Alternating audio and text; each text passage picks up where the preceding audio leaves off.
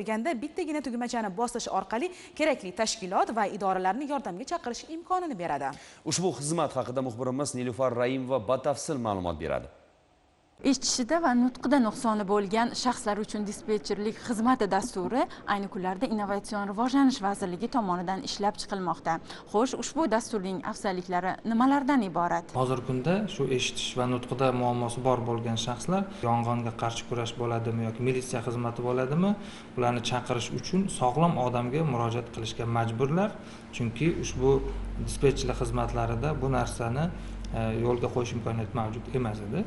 Endilikda esa biz turli xil zamonaviy axborot kommunikatsiya texnologiyalari qurilmalaridan foydalangan holda ushbu aholini demak qatlamlariga tez yordam xizmatlarini zudlik bilan chaqirib berish bo'yicha dasturiy ta'minotni texnik vazifalar ishlab chiqilmoqda. Bunda asosan qulaylik yaratilganini aytish mumkinki, nafaqat tekstli xabar yuborishi, balki video qo'ng'iroq amalga oshirishlari mumkin va video orqali surdo tilida gaplashish mumkin, imo-ishora tilida. Ma'lumot o'rnida aytib o'tamiz, mazkur dispetcherlik xizmati kecha-yu kunduz 24 soat mobaynida ish olib boradi.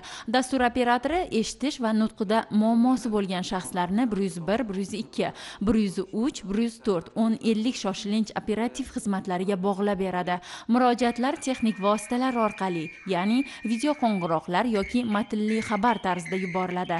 Xo'sh, mazkur xizmatdan foydalanish tartibi qanday? Mazkur dasturiy ta'minotda ishlash uchun demak ushbu fuqaro dasturiy ta'minotni yuklab olish kerak bo'ladi va o'z telefonini registratsiyadan o'tkazadi. U o'zini uy manzili, ish manzili yoki o'qish manzilini registratsiya o'tkazish mumkin. Ma'lumotlarga ko'ra, respublikamizda hozirda eshitishida va nutqida nuqsoni bo'lgan fuqarolarning soni 21558 nafarni tashkil etadi. Ulardan 4361 nafari bolalardir. Qarorga muvofiq ayni paytda bu toifadagi shaxslarning shaxsiy ma'lumotlarining elektron bazasi yaratilmoqda. Mazkur baza orqali ro'yxat shakllantirilgach, dispetcherlik xizmati O'zbekiston Respublikasi Favqulodda vaziyatlar vazirligi tarkibida tashkil etiladi. Joylarda mana shu eshitish va nuqtada nuqsoni bor insonlardan tushadigan ma'lumotlarni olish, ularni o'rganish bo'yicha demak maxsus navbatchilik xizmati tashkil etiladi. Mana shu xizmat tashkil etilsa, o'z vaqtida, ya'ni o'rtada vositachilarsiz to'g'ridan to'g'ri demak o'sha vaziyatga tushib qolgan inson bilan aloqani o'rnata olamiz va o'z vaqtida demak yordamlarni jo'nata bilamiz. Lyubov Inagamova ko'p yillardan buyon O'zbekiston karlar jamiyatining Toshkent viloyati bo'limida faoliyat olib bormoqda. Uning aytishicha, mazkur yangi dasturning ishga tushirilishi yurtimizda istiqomat qilayotgan eshitishida nuqsoni bo'lgan shaxslarga bir qancha yengilliklarni joriy etishi bilan birga ularning xavfsizligini ta'minlashga ham xizmat qilar ekan. Biz kimgadir bog'liq odammiz. Tarjimon kerak bo'ladi. Mana shunaqa qiyin vaziyatlarda muammo tug'iladi karsaqovlarning oilasida. Qo'shnilarni iltimos qilamiz yoki karlar jamiyatiga kelishadi.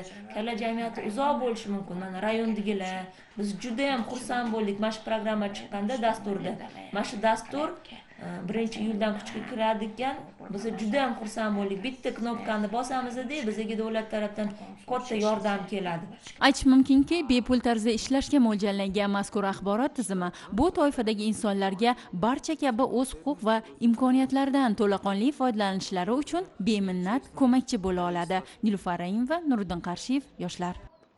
Ma'lumki, turli ko'rinish va shakllardagi ma'naviy tahdidlar asosan yoshlarga qaratilmoqda. Boisi yoshlar doimo jamiyatdagi eng faol qatlam sanalgan.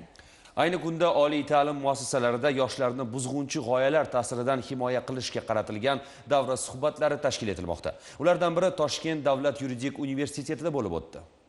Davra suhbatida yoshlarga